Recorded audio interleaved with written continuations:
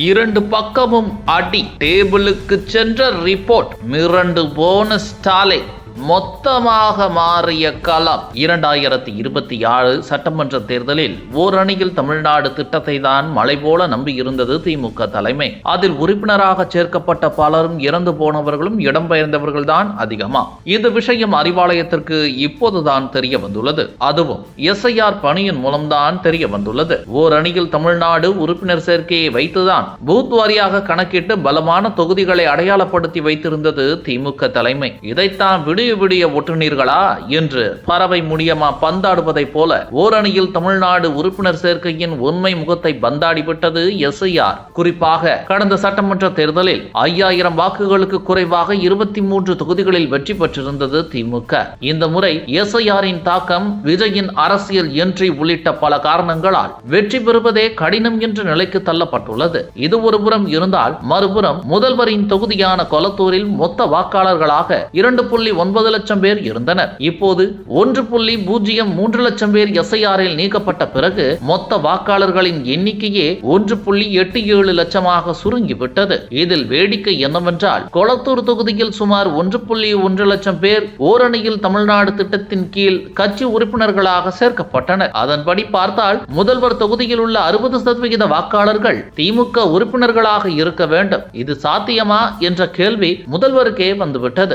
ஓரணியில் தமிழ்நாடு திட்டத்தில் கிடைத்த உறுப்பினர் சேர்க்கை தரவுகளை வைத்துதான் திமுக வலுவாக இருக்கும் தொகுதிகளை வகைப்படுத்தியது தலைமை. அதில் 168 தொகுதிகளில் 10% திமுக உறுப்பினர்கள் SIR-இல் நீக்கப்பட்டிருக்கிறார்கள். இனி எப்படி, எந்த கணக்கை வைத்து வியூகம் அமைப்பது? ஓரணியில் தமிழ்நாடு உறுப்பினர் சேர்க்கையிலும் சரி, SIR பணிகளிலும் சரி, ஒழுங்காக வேலை பார்க்காமல் தலைமையை ஏமாற்றி இருக்கிறார்கள் பெரும்பாலான நிர்வாகிகள். அவர்களை நம்பி தலைமை போட்டு வைத்திருந்த திட்டமெல்லாம் தவிடுபொடியாகிவிட்டன. பூத்தில் உள்ள வாக்காளர்களின் விவரங்களை வைத்து கழக நிர்வாகிகளே தங்கள் இஷ்டத்துக்கு உறுப்பினர் சேர்க்கையை செய்துள்ளனர். அதை கண்காணிக்க பெண் நிறுவனத்தை களமிறக்கியது தலைமை. அவர்களுடைய ஆய்விலேயே சுமார் 35,000 பூத்துகளில் போலியாக உறுப்பினர் சேர்க்கையானது நடந்திருப்பது தெரிய வந்துள்ளது. போலியாக சேர்க்கப்பட்ட 10 லட்சம் உறுப்பினர்கள் நீக்கப்பட்டதுடன் மீண்டும் உறுப்பினர் சேர்க்கையை நடத்த சொன்னது கட்சி தலைமை. மீண்டும் முயன்றும் கூட ஒரு பூத்துக்கு 10% உறுப்பினர்கள் என்ற டார்கெட்டை நிர்வாகிகளால் அடைய முடியவில்லை. இந்த சூழலில் தான்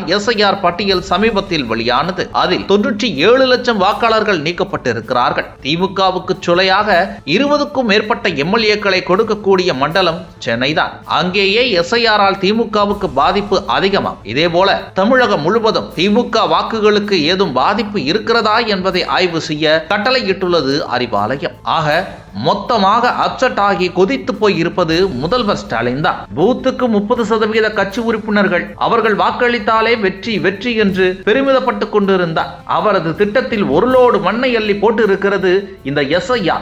இப்போது கட்சி நிர்வாகிகளை முடுக்கிவிட்டு SIR-இல் விடுபட்டு இருக்கும் கட்சி உறுப்பினர்களை மீண்டும் வாக்காளர்களாக இணைக்கும் பெரும் சவால் அவர் முன்னால் இருக்கிறது. ஆனால் திமுக மீது மக்களே அதிருப்தியில் உள்ளதால் திமுக அரசுக்கு எண்டு கார்டு போட வேண்டிய நேரம் வந்துவிட்டதாக மேலும் பல அமைச்சர்கள் டெல்லி மேலிடத்தில் பேசவும் ஆரம்பித்து விட்டார்கள் என்பதும் கூடுதல் தகவலாக கிடைத்துள்ளது.